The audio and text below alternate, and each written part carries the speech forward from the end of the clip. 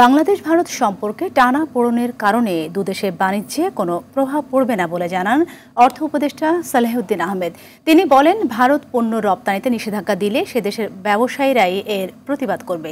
সচিবালয়ে সরকারি ক্রয় সংক্রান্ত উপদেষ্টা পরিষদ কমিটির বৈঠক শেষে তিনি আরও জানান, রমজানে পণ্যের কোনো সংকট থাকবে না। বিল্লাল হোসেনের রিপোর্ট।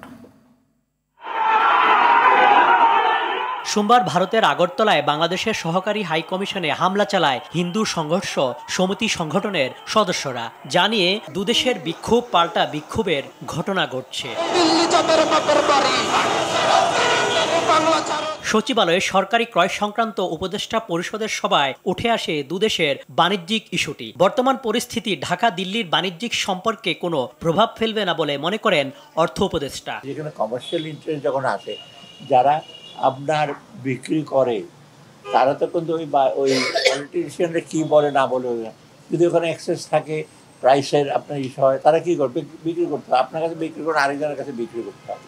অতএব এটা আমার মনে হয় হ্যাঁ কিছুটা তারা বলে দেবো না, তখন তারা ওদিকে ব্যবসায়ী তখন প্রোটেস্ট করবে যে আমরা কোথায় যাবো। উপদেষ্টা জানান, রমজানে পণ্যের কোনো সংকট হবে না। রাজনৈতিক চাঁদাবাজিতে পণ্যের দামের প্রভাব পড়ে। মসুর ডাল, তারপরে আপনার এই দুটোরও খাদ্যদ্রব্য, এর আগে তো আমরা আরেক দিয়েছি। আর ভবিষ্যতের জন্য আমরা অলরেডি কথা বলেছি যে সয়াবিন অয়েলের প্রাইস বেড়ে গেছে, সেটা কীভাবে করা যায়, অলরেডি ইম্পোর্ট করছি। আমি সবসময় বলি রাজনৈতিক সমঝোতা কঠিন, কিন্তু চাঁদাবাজির সমঝোতা খুব সহজ। ভারত, মিয়ানমার ও ভিয়েতনাম থেকেও চাল আমদানির সিদ্ধান্ত নেওয়া হয়েছে বলে জানান সালেহউদ্দিন আহমেদ। যারা আমরা কম্পিটিটিভ প্রাইসে দেবে, দ্রুত দেবে এবং কোয়ালিটি, এটা দিলে আমরা ভারত বা অন্য কান্ট্রি ইস্যু করতে, সেটা বিভিন্ন দেশ, শুধু ভারত না, মায়ানমারের সাথে কথা বলছি। বিল্লাল হোসেন, RTV, ঢাকা।